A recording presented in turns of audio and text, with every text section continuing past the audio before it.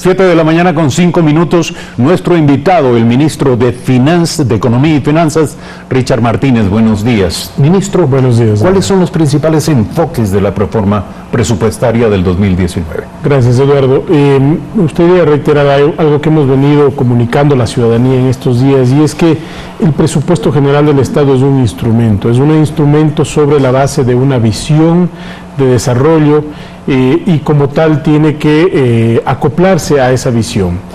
¿Cuál es esa visión? Esa visión trazada por el presidente de la República es una visión en la que queremos un Estado más austero, en la que queremos un Estado que tenga el tamaño justo para servir a las demandas sociales y para garantizar a los más pobres que no estén desprotegidos, y que de esa manera pueda ser mucho más ágil, mucho más eficiente, que acompañe al sector privado a generar los negocios y los empleos que se requieren. Y cuando me refiero al sector privado estoy hablando del microempresario, del microemprendimiento, del pequeño emprendedor, para que no tenga tantas cargas, tantas regulaciones, tantos obstáculos. Entonces, eso es importante porque nos permite ir transitando de un modelo de desarrollo donde el Estado era el protagonista a un modelo de desarrollo sostenible, donde buscamos que el sector privado sea el protagonista en términos de generación de crecimiento económico. Ahora, la complementariedad entre el sector público y el sector privado es extremadamente importante. No hay ningún país del mundo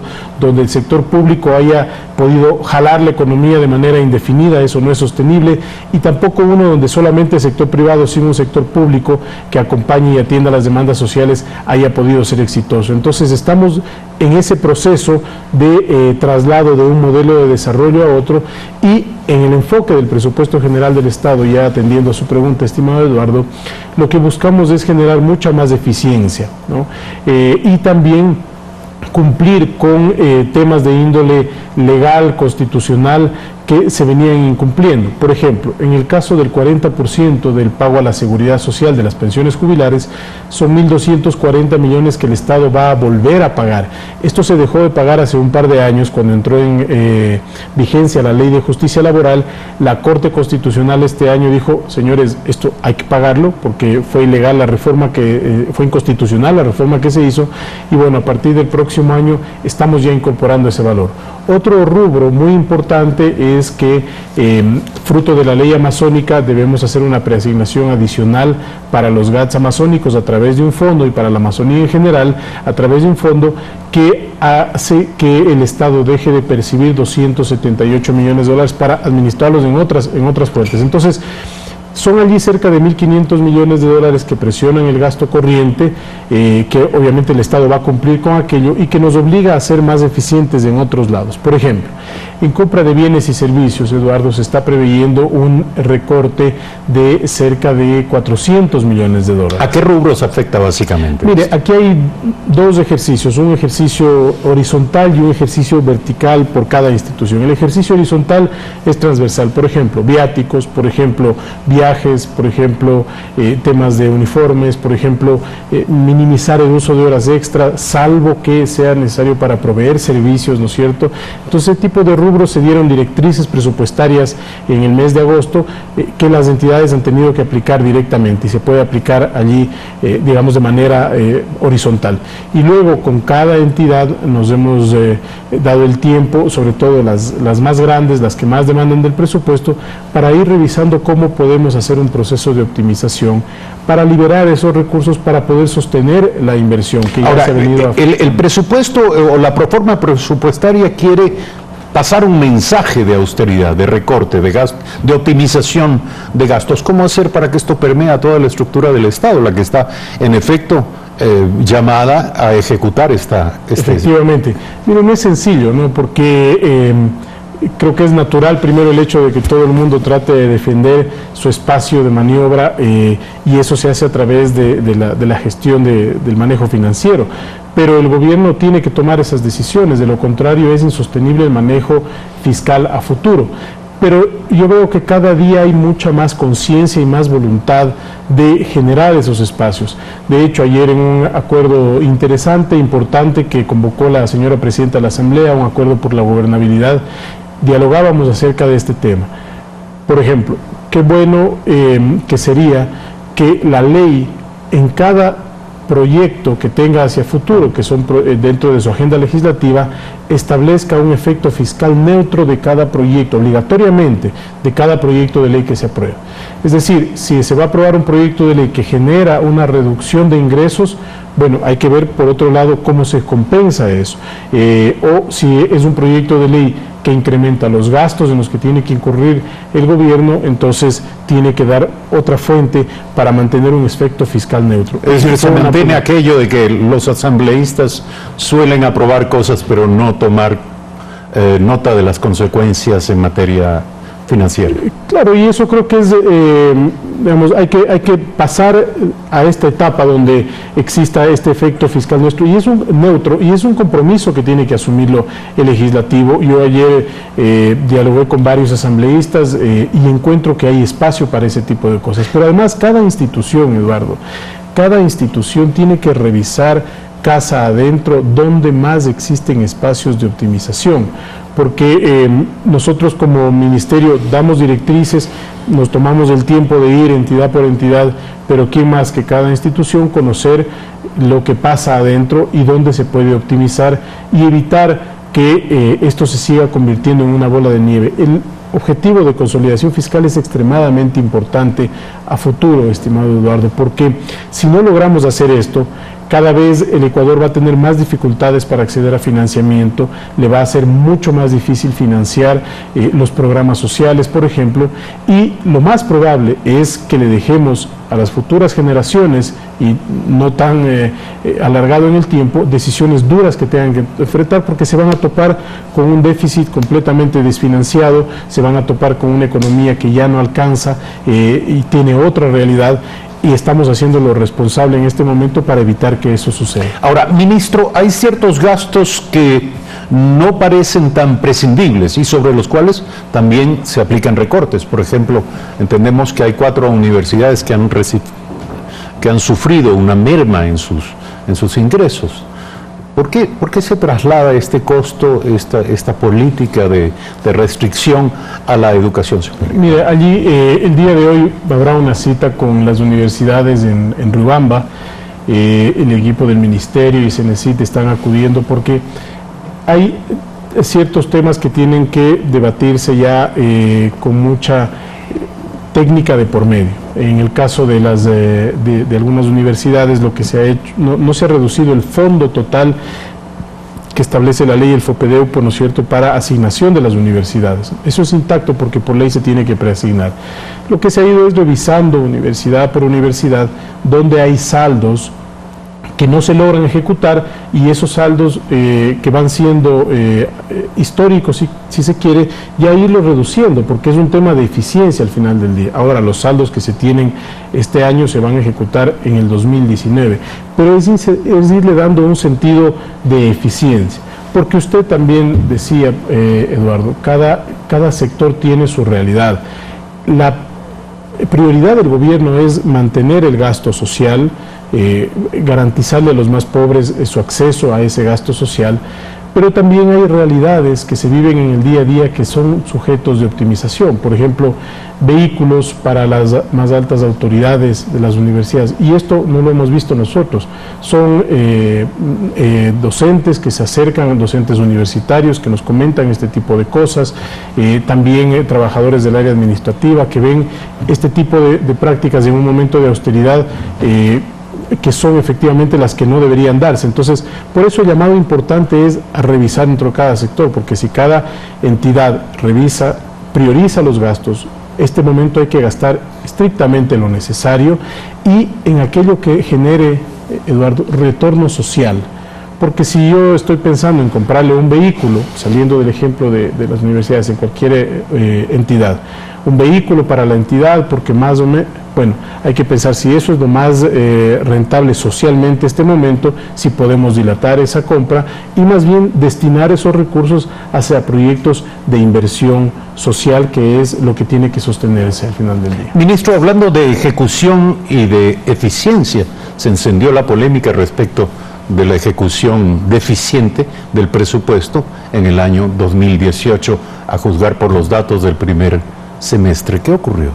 Mire, creo que es importante evaluar primero la temporalidad, Eduardo, y segundo, cómo a final de año esto va tomando otro matiz, porque se compararon los datos hasta junio, entonces se comparó un nivel de ejecución del plan anual de inversiones que naturalmente tiene que seguirse ejecutando hasta final de año.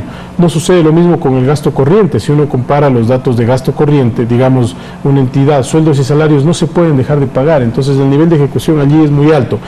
Claro, si comparamos, entonces tenemos que hacer comparaciones temporales que nos permitan medir ese nivel de eficiencia. Si comparamos enero-junio de este año con enero-junio del año pasado y enero-junio de todos los años, estamos en un rango, efectivamente se redujo este año, pero no es de una manera dramática como se ha tratado de plantear.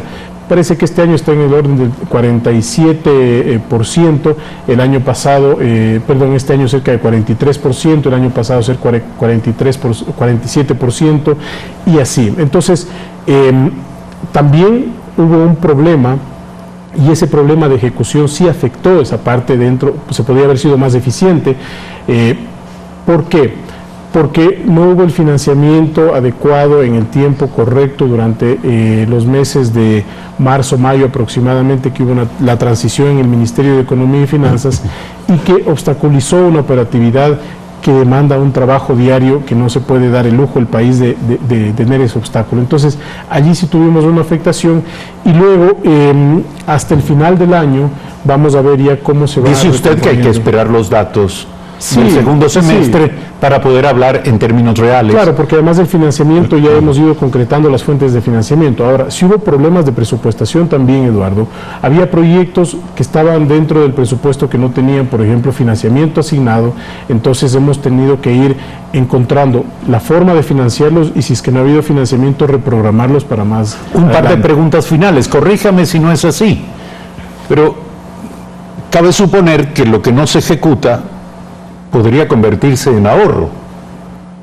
La pregunta es, si el nivel de ejecución es bajo, ¿dónde quedan los datos, dónde queda la firmeza y la consistencia de los datos sobre el déficit y sobre las necesidades del financiamiento externo? Bueno, este año el gasto de inversión ha sido menor al año anterior y eso efectivamente refuerza lo que usted menciona, Eduardo. Y si vemos cómo va evolucionando el déficit mes a mes, tenemos cifras positivas que a final del año, por esta dinámica, ya toman otro matiz porque tienen que reajustarse muchos de los espacios presupuestarios que no se pueden ir arreglando con la misma velocidad que tenemos temas pendientes en ese espacio. Por ejemplo, para el final del año vamos a terminar el déficit con cerca de poco más de 4.000 millones de dólares y poco más de 1.200 millones de dólares de déficit primario. Eso es lo que hemos previsto, pero si uno revisa las cifras con corte a octubre, diría, está muy alto ese déficit con el que van a cerrar. ¿Por qué? ¿Qué va a pasar en el último trimestre? Entonces, y en el último bimestre en este caso. Entonces, es una dinámica presupuestaria que también nos hemos planteado dentro del ejercicio de tesorería, de presupuestación y de financiamiento para el próximo año, irlo corrigiendo para evitar que esto pase, ¿no es cierto? Muchas veces las entidades al final del año dicen, bueno, hay que buscar cómo gastar para que no te recorten el presupuesto, ¿no es cierto? Y esto pasa en el día a día de las instituciones. Y otras, en cambio, han tenido que sufrir porque los efectos de no haber contado con un financiamiento oportuno. Entonces, esos ahorros se van viendo ya al final del año, Eduardo, pero tampoco es que se puede dejar todo lo que no se ha podido financiar en un momento determinado, se lo puede dejar para el próximo año. Hay cosas que tenemos que financiar, que tenemos que seguir financiando. Por ejemplo, el próximo año tenemos un rubro importante dentro del plan anual de inversiones para el programa Casa para Todos. Son 530 millones. Eso este año particularmente generó una demora en el proyecto, en la implementación del proyecto, porque no había el financiamiento disponible. Estamos trabajando en una estructura de financiamiento con organismos internacionales muy potente que nos permite abaratar el costo y tener esos 530 millones de dólares y luego ir hacia una ejecución mucho más veloz en términos de un programa emblemático. Ministro, me apremian para que concluya la entrevista, sobre todo por sus compromisos. Pero pregunta final, hoy es un día importante para la lucha contra la corrupción, dijo usted. El Ministerio de Economía y Finanzas inició el proceso de certificación internacional con el sistema antisoborno ISO 37001. ¿Qué significa esto? Una aclaración, Eduardo. Si usted gusta, podemos alargarnos. No tengo otros compromisos que impidan la terminación de la entrevista, así que tengo tiempo disponible en caso de que haya más inquietudes. Este tema es muy importante, Eduardo. Nosotros tenemos varios pilares de gestión. El uno es la eficiencia, el otro es la optimización, el otro es la transparencia, y así tenemos varios pilares de gestión. Y dentro de la transparencia encontramos nosotros que existen muchas oportunidades para mejorar los esquemas de control, de prevención, de detección y de denuncia de posibles sobornos. Y también la lucha contra la corrupción, que es Pero estamos hablando de sobornos dentro de la estructura de gestión de su ministerio. Claro, y esto tiene que ser, o sea, no estamos admitiendo, por si acaso, en esto hay que ser muy cautos, no estamos admitiendo que ha habido, que hay, etcétera, no podemos manejarnos sobre supuestos, pero lo que sí estamos implementando esta norma para que en caso de que existan o de que hayan existido, tengamos los canales necesarios para que se pueda prevenir, primero con una lista de procesos, vamos a prevenir los sobornos. Entonces, ¿qué hace este proceso, este sistema? Determina, hace un flujo de procesos y dice, mira, aquí podrían haber espacios para soborno, entonces tenemos que cambiar así los reglamentos internos. Perfecto, avanzamos. Prevención. Luego, combate, denuncia, ¿no es cierto? ¿Qué pasa si a alguien le dicen, oye, mira, te voy a pagar tanto para que se libere tal pago que está pendiente? Entonces, esa persona tiene un mecanismo para denunciar esto. Me están intentando sobornar, ¿no es cierto? Y luego ya para la sostenibilidad de todos estos sistemas de lucha contra la corrupción. Entonces, es una norma muy importante. Le hemos estado trabajando con Naciones Unidas, con la UAFE. CERCOP es el ejemplo a seguir en esto porque ya está implementando la norma, esperan tenerla en el mes de abril ya vigente. Nosotros también, dada la experiencia de CERCOP, estamos acelerando y checando todos esos procesos para tenerlo en abril. Entonces, es una norma que en nuestra opinión debería existir en todas las entidades del sector público, pero no solo del sector público. Aquí también dentro del sector privado tiene que implementarse una norma de esta naturaleza, porque tienen que revisarse los procesos, tiene que revisarse el mecanismo de denuncias y blindar de lado y lado. Los mecanismos de lucha contra la corrupción son del lado del sector público y del lado del sector privado, y con el sector privado también hemos estado trabajando para animar y alentar a esta lucha y este combate contra la corrupción. 7 de la mañana, 23 minutos, imposible ser más acotados en este diálogo y con las materias que hemos tratado. Richard Martínez, ministro de Economía y Finanzas, gracias por estar aquí. Muchas gracias, señor. Brevísimo corte.